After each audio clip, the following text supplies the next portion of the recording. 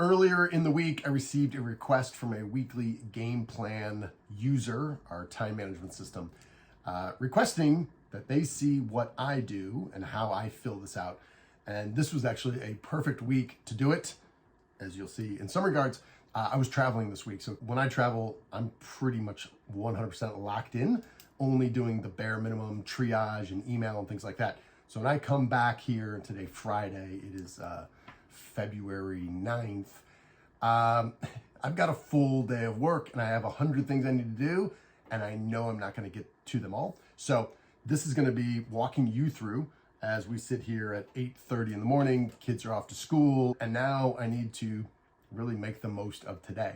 So I'm going to walk you through where we're starting from, the steps I've taken now, and then we're going to walk through and see how quickly my day goes to hell. So as the kids were getting ready for school, I went and this all basically dumped out of my head. So you can see this column is generally for tasks. This is for ideas. Right here, these are actual ideas. The rest of these are just tasks of things that I want to do. Things that have there's some pressure to get these things done, but obviously there's zero chance I can get all these things done in one day. So really this process is a question of trade-offs. What are the things I absolutely have to do? And what are the things that ultimately I decide I'm not going to do, but I do not want to forget about? So if we look over here, I got 4 columns here. This is going to be as of, 8:33. Okay, this is going to be my initial plan for the day. Then when that goes to hell, it's going to at some point, I will regroup, I will cross this out, and I will start here. If that goes to hell again, I will then regroup and I will say, where am I at now? At every step of the way, saying, what's the most important thing I need to do? And given what I know now and the time I have, how do I make the best use of my time? What I've done here already is I have 4 appointments that are already set for me. One at 12:30. I have someone we're looking to hire an inside salesperson. I have a one-on-one coaching session here at 1, going over a simple sales pipeline at the end of the week. I've got, this is kind of a client prospecting call. It's going to be 30 minutes. I've blocked an hour, something I'm not great at doing, but makes a whole lot of sense. I know it's going to be more than 30 minutes. And then we're also trying to hire an executive assistant. So I have a call at 4:30. So the question is, what do I want to do outside of this time? So it's already 8:30, so I'm doing some video stuff for you. Okay, that's for you. So the first thing I know I need to do, and I'm gonna need probably an hour to do it, I have 2 proposals here, and actually, so I skipped this. Today's key result. Number 1 is I have a proposal I have to get out. I committed to getting it to them by Friday. I wanna do that as soon as possible. So very soon, I wanna check this box. I'm gonna do the hardest thing first. So I'm doing this proposal, all right? And I'm also doing a Loom video, a brief little explainer video. So I send the PDF and I send that video. So that's gonna take probably an hour. I have another Loom that I'm confident I can do in 30 minutes to a other company that I've already sent the proposal to. It's like a little follow-up. So I'm gonna do both these Looms at the same time. I'm gonna chunk them. After that, realistically, I'm gonna waste some time in there. I'm gonna do like a break. I'm just gonna have some dead time in there. I'm not good at doing this, factoring in margin for error, but that's exactly what this is. This is margin for error in case something breaks up.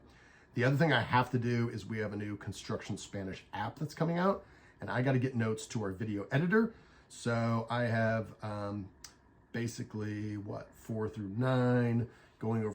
So right there, if I can accomplish those things before noon, I'm in a good space. I would love to do some email triage here, and I've already highlighted a couple critical things of people that I got to follow up with.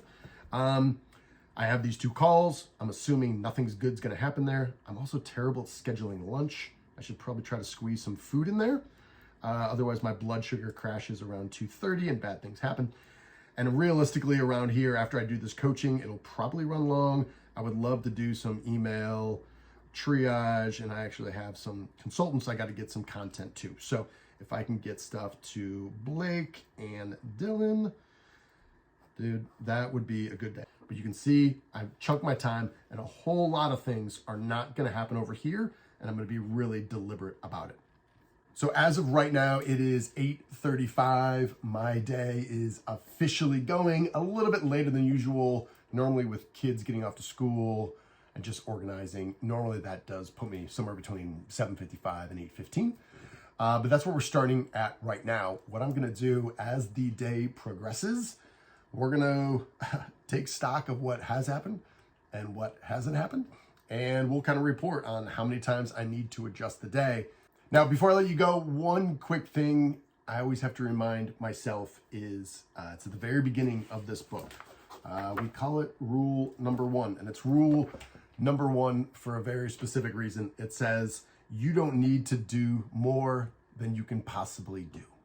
You don't need to do more than you could possibly do. And yeah, it's kind of dumb. It doesn't really make any sense. But every day, I feel like I am unsuccessful at trying to do way more than I think I can do. And if you look at what I've scripted out, dumped out of my head to try to accomplish today, there's no way I'm going to get to all of it. I need to accept that. I need to take a deep breath. And I got to figure out what are the biggest priorities? What are the biggest things to move our company forward? How do I help my team? What other talent do we need to hire? Like, how do we address those biggest things? And the rest of the things, they're either going to have to be delegated, they're going to have to wait, they're not going to get done. So coming to an acceptance with that has been hard for me, but I think it's really critical for all of us.